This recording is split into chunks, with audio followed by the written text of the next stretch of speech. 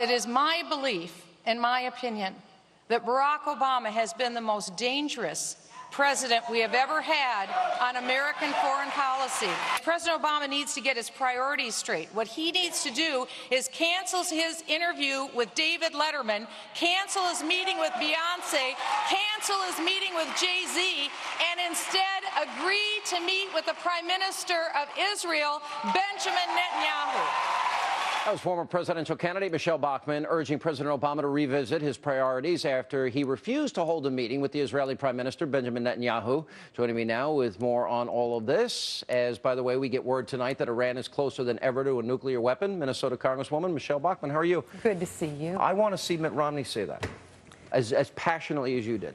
I have no doubt that he will, Sean, because he loves and appreciates Israel. Mitt Romney is the candidate who went to Israel, That's unlike our president, and I have absolutely no doubt that he will. Now, he has said it, but this is amazing to me, because the president, as I understand it, he's scheduled to meet with the Muslim Brotherhood's Morsi, the new president of Egypt? He is. I've called on the president to cancel that meeting and instead schedule a meeting with Benjamin Netanyahu. We have a lot of trouble right now because the president also had canceled military exercises already scheduled with Israel and instead scheduled ones with Egypt.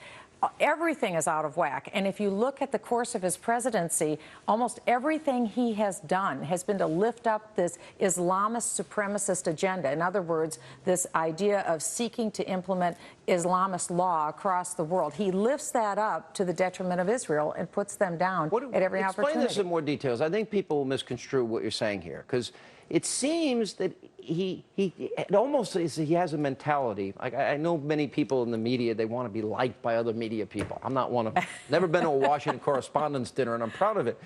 It seems that he thinks that if he's nicer to the radical Islamic world, they'll like him. Well, he started it from the very beginning. The Cairo speech, he said that he saw that it was part of his job as president of the United States to dispel the anti-Islamic stereotypes. But the biggest point in all of this is to recognize is that the Islamists that we've saw in the last week with all of the rioting, their driving ambition is to make sure that we come under Islamist law. That's right. Die. No, so just consider this. I mean, we know that Iran is bent on having a nuclear weapon. Why? Why? Right, because they want to impose their will on the rest of the world. So think of all these people that were rioting. Now think of them holding a nuclear bomb. They will use it against Israel and America. I agree with you. They will. Why does the president, he says, I stopped torture, I closed Gitmo, well, you know, all these things that he said in Cairo. What is his thinking here when it's Israel that is under fire and under attack, Israel that is under the threat of that attack of a nuclear weapon? It is torture right now, because what we're seeing is that Iran is literally just gasps away from obtaining a nuclear weapon, nuclear capability. Netanyahu, the Prime Minister of Israel, is doing everything he can to get the attention of the world. We need to recognize what country stands with Israel? Us. We're supposed to. Well, we always have. I think for the first time since the modern Jewish state of Israel reconstituted, this is the first time that the United States hasn't had Israel's back. There are deep and profound consequences when that happens. What an insult, though, to cancel Bibi for Letterman, cancel Bibi for Jay-Z and Beyonce. Yeah. But Morsi gets to meet with the president, the Muslim Brotherhood, who is, you know, the highest honor is to die in the name of Allah. This is the group he headed. The president will be in this city tomorrow night having a fundraiser from Beyonce and Jay-Z. Tomorrow night.